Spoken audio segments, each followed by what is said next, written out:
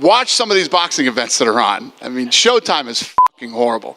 Those guys suck so bad. You fucking guys could show up with your fucking video cameras and do a better job than It's seriously, it's the worst production in all of television. Fucking PBS has better fucking programming than Showtime. It's horrible. Everybody that works on that fucking show should be embarrassed. Next question. Welcome back to the channel. Today, we're talking about Dana White, the charismatic president of the UFC. He's got that perfect blend of humor and leadership that keeps fans entertained.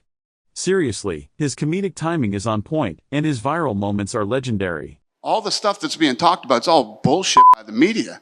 The media is creating all this bullshit. It's like, I had to listen to this fucking Robin Black, who looks like he came out of a fucking 1997 fucking time warp, talking shit. If anybody needs a makeover, somebody please help that dude. Get him, what's that show on TV?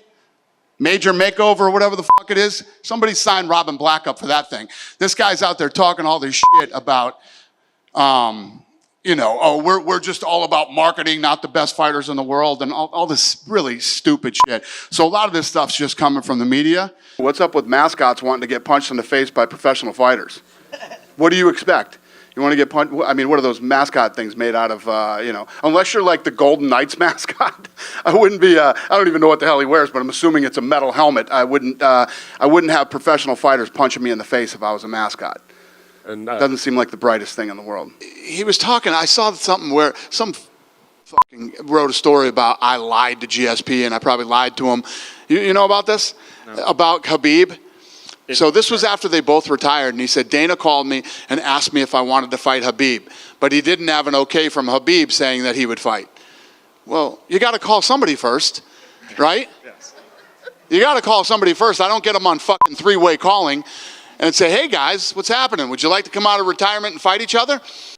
Do you want me to explain what's going on in the mind of fucking Aljo? You just don't throw 10-8s around. 10-8s are, third round tonight was a 10-8. When there is an absolute ass whooping and the fight could be stopped at any moment and one fighter absolutely dominates from bell to bell, you can score it a 10-8. This whole, what was it, domination, control, and all this other bullshit, it's just the biggest crock of shit of all time for a 10-8. A 10-8 is an absolute ass whooping. So what kind of an asshole sits Strickland next to Duplessis? This asshole. That's who. Negative right hand x-ray. Negative. Oh, and there's Paul Teague, too. 180 cleared, negative right-hand x-ray. Yeah, everybody's good. Do you have any thoughts on the fact that a lot of people on social media were saying that he kind of faked that so that he wouldn't have to take the slap? Any thoughts on that? Yeah. Yeah. That's what it seemed like. Yeah. I hate the shit on the guy, but yeah, that's what it seemed like. So you're an organization that's burning cash, have no ratings and selling no tickets, and you're going to raise $280 million to buy a company that's burning cash, sells no tickets, and does no ratings. It sounds fucking absolutely genius to me. And what do you make of the PFL buying Bellator? What do you make of the whole? I don't know. What do you think about that? I'm asking you. No comment? You have no comment? You want me to comment? It's fucking hilarious, but yeah, good for them. I wish them all the luck in the world. I mean, I've covered this before. You must not have heard it.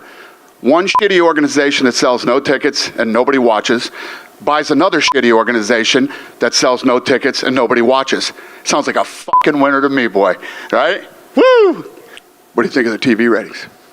That I don't know about. You cover the sport? I do. I'm not sure about the ratings. That's why I didn't ask. So you knew enough about it to ask me the question, but you don't know enough to answer the question. In the background there, we kind of saw MVP's name on the board back there. Is he signed with the UFC? Wow, you know a lot about a lot of things except ticket sales and TV ratings and all kinds of other stuff. You're that guy. You are that guy. What other questions do you have for me? Now, if any of you were home watching that fight that night on Showtime, they were trying to do more replays. Their replays were so bad. There was a set of replays where in both replays, nobody landed a fucking punch.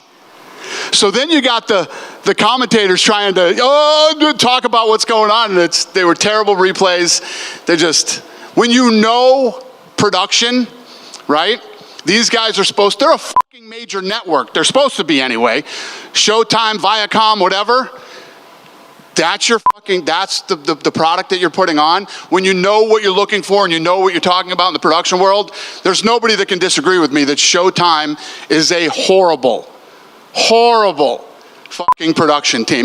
With the Strickland Duplessis thing, were you at least grateful that Sean asked the kids in between them to move out the way first? I didn't know that. That's awesome. And last one from me. Could you step aside so I could assault this gentleman, please? Thank you, children. Yeah, no, not good. You know who I got a call from? 3 guesses who called me today and said, Aljo sounds like he doesn't really want to fight. 3 guesses. $100 right now for whoever can guess it. Henry. Who? Henry. On the first day. Man of his word. There's a popular streamer online called Neon, and he said he was banned from the arena tonight specifically by... He said he was banned from the arena? No, what happened is he said some stupid shit on Instagram, and, he bought tickets so he wasn't anywhere close. When you start saying stupid shit like that, yeah, you're probably going to get busted up and thrown out of here, making threats and talking dumb shit, looking for clout. I believe he said he was going to... I don't care what he said. I think he said he was going to confront Donald Trump. I don't care what he said. Did he? Well, he wasn't able to. He's this fucking tall, too. You know that? Fucking punk. But there's also rumblings about Ireland in December. Is that true? You had to fuck this whole thing up, didn't you? You were on point. Now we're in fucking Ireland? I have no idea if we're going to Ireland yet. You blew it, kid. You blew it. So, to wrap it all up, Dana White is not just a leader in the UFC, he's a comedic genius. His unique blend of humor and authority resonates with fans around the world.